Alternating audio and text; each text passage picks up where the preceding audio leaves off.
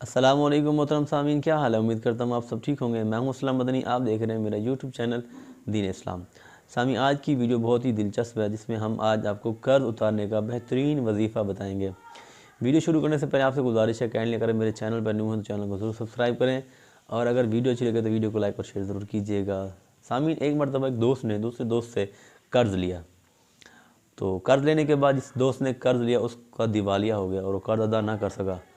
कोशिश करता रहा, दूसरा दोस्त उससे अपना कर्ज़ मांगता रहा, लेकिन जब उसको लगा कि ये मुझे कर्ज़ नहीं दे रहा, उसने जाकर अपना जो मामला था वो अदालत में पेश कर दिया, केस कर दिया उस दोस्त पर कि मेरा पैसा नहीं दे रहा ये। जज साहब ने उसको बुलवा लिया दोस्त को कि तुमने इसका पैसा क्यों नहीं दिया, क्यों नहीं दे रहे। तो फैसला ये किया जज साहब ने कि तुम्हें 1 महीने की मोहलत है, विद इन 30 डेज़ तुमने इसको पैसे अदा कर देने। उस शख्स ने कहा ठीक है। वो शख्स बेआस होकर चला गया। जाकर उसने क्या किया, एक काम शुरू कर दिया कि दिन रात प्यारे आका सल्लल्लाहु अलैहि वसल्लम की ज़ात पर दुरूद शरीफ पढ़ना शुरू कर दिया। पढ़ता रहा। 27 दिन गुजर गए। 28वीं रात जब सोता है, रात को कोई कहने वाला कहता है कि तुम परेशान ना हो, तुम्हारा कर्ज़ अदा कर दिया जाएगा। सुबह उठा, उसने ख्वाब पे तवज्जो नहीं दी, फिर सो गया। फिर रात को आका अलैहिस्सलाम की ज़ियारत की। हुज़ूर ने फरमाया कि तुम ऐसा करो, अली बिन ईसा वज़ीर के पास चले जाओ, उसे मेरा पैगाम देना, वो तुम्हारा कर्ज़ अदा कर देगा। सुबह खुश था, जाने लगा तो उसका दिल में ख्याल आया, उस वज़ीर के पास जा तो रहा हूँ, अगर उसने मुझसे कोई एविडेंस, प्रूफ, दलील मांग ली, मैं क्या दूंगा, मेरे पास तो कोई प्रूफ नहीं है, कोई दलील नहीं है। फिर नहीं गया। फिर रात को सोया, आका अलैहिस्सलाम फिर ख्वाब में ज़ियारत फरमाई। आपने फरमाया कि तुम अली बिन ईसा वज़ीर के पास क्यों नहीं गए। उसने कहा या रसूलुल्लाह सल्लल्लाहु अलैहि वसल्लम, आका मेरे पास तो कोई दलील ही नहीं थी, अगर वो मुझसे दलील मांग ले तो मैं क्या दूंगा, मेरे पास तो कोई दलील नहीं है। हुज़ूर ने फरमाया ऐसा काम करो, उसको कहना कि तुम्हारा और तुम्हारे रब का एक राज है जो सिर्फ तुम्हें और तुम्हारे रब को ही पता है। वो राज ये है कि हर फजर की नमाज के बाद तुम मेरी ज़ात पर 5000 मरतबा दुरूद शरीफ पढ़ते हो, और जब तक दुरूद शरीफ पूरा नहीं होता तुम किसी से कलाम नहीं करते। ये राज जब उसको निशानी दोगे, प्रूफ दोगे, एविडेंस दोगे, वो तुम्हारा कर्ज अदा कर देगा। ये शख्स सुबह ही खुशी उस अली बिन ईसा वज़ीर के बारगाह में पहुंच जाता है, पैगाम देता है कि मैंने अली बिन ईसा वज़ीर से मुलाकात करनी है। उन्होंने कहा कि क्या काम है। उन्होंने कहा मैं पैगाम लाया हूँ। उन्होंने किसका पैगाम लाया हो। उसने कहा कि मैं प्यारे आका सल्लल्लाहु अलैहि वसल्लम का पैगाम लाया हूँ। जब वो दरबारी गए, उन्होंने अली बिन ईसा वज़ीर को बताया कि एक बंदा आया, वो कहता है कि प्यारे आका सल्लल्लाहु अलैहि वसल्लम का पैगाम लाया। उसने कहा फ़ौरन बुलाओ उसको। वो बंदा हाजिर हो गया। उसने कहा क्या पैगाम है।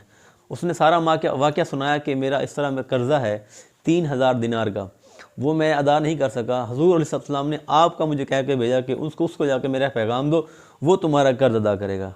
उसने कहा ठीक है, लेकिन तुम्हारे पास दलील क्या है। उसने कहा मैं खाली हाथ नहीं आया, मेरे प्यारे आका ने मुझे दलील भी दी है।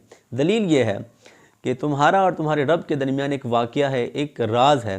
वो राज ये है कि तुम हर फजर की नमाज के बाद प्यारे आका सल्लल्लाहु अलैहि वसल्लम की ज़ात पर 5000 मरतबा दुरूद शरीफ पढ़ते हो। ये निशानी है। बंदा खुश हुआ, फ़ौरन झूम गया खुशी से। सामीन वो फ़ौरन अंदर कमरे में गया और अंदर से 9000 दिनार लेके आ गया। उसने कहा ये 3000 दिनार प्यारे आका सल्लल्लाहु अलैहि वसल्लम ने जो मुझे हुक्म दिया तुम्हारा कर्ज अदा करने के लिए, ये 3000 और लो। मुझे खुशी हुई कि आका अलैहि वसल्लम की बारगाह में वो मेरे दुरूद शरीफ कबूल हो गए, और ये 3000 और लो।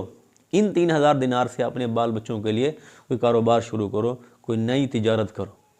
ये शख्स सुबह अदालत पहुंचा। उस दिन फैसला था। जब गया तो इसने जाकर फ़ौरन ही जज साहब के सामने वो 3000 दिनार की थैली रख दी। हर शख्स वहाँ पर एक्सेप्ट कर रहा था। वो ये तसव्वुर करके बैठा था अदालत में कि आज तो इसको सज़ा हो जाएगी, इसका तो दिवालिया हो चुका है, इसके पास पैसे है ही नहीं, ये कहाँ से अदा करेगा। हर कोई ये सोच रहा था कि इसको आज जेल हो जाएगी, कैद हो जाएगी, लेकिन उसने जाकर फ़ौरन ही पैसे रख दिए। जज साहब ने पैसे कबूल किए।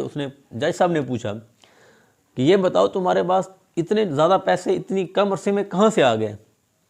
उसने सारा वाक़या सुनाया कि मैं दुरूद शरीफ पढ़ता रहा, प्यारे आका सल्लल्लाहु अलैहि वसल्लम ने मुझे ख्वाब में ज़ियारत कराई और अली बिन ईसा वज़ीर के नाम पैगाम दिया कि उसको जाकर मेरा पैगाम सुनाओ, वो तुम्हारा कर्ज अदा करेगा। जब जज ने यह सुना, वो अपने कमरे में गया। उसने 3000 दिनार की थैली हाथ में पकड़ी, उसको कहा कि अगर सारा सवाब अली बिन ईसा वज़ीर नहीं ले जाएगा, मैं भी उस नबी का उम्मती हूँ, कुछ सवाब मैं भी कमाऊँगा, तुम मेरे 3000 दिनार से जो है अपना कर्ज अदा करो। सामीन, इसी महफिल में जिस बंदे ने कर्ज लेना था, जो कर्ज ख्वाह था, वो सुन रहा था सारा वाक़या। उसने कहा ज़रा रुको, कागज़ पेंसिल मुझे दो, मैं अपना कर्जा इस शख्स को माफ़ करता हूँ, मैं भी तो उसी नबी का उम्मती हूँ, मैंने भी उसी नबी का कलमा पढ़ा है, इस सवाब में हिस्सा मैं मिलाऊंगा, मैं इससे लेता ही नहीं हूँ, मैंने इसको अपना कर्जा माफ़ कर दिया।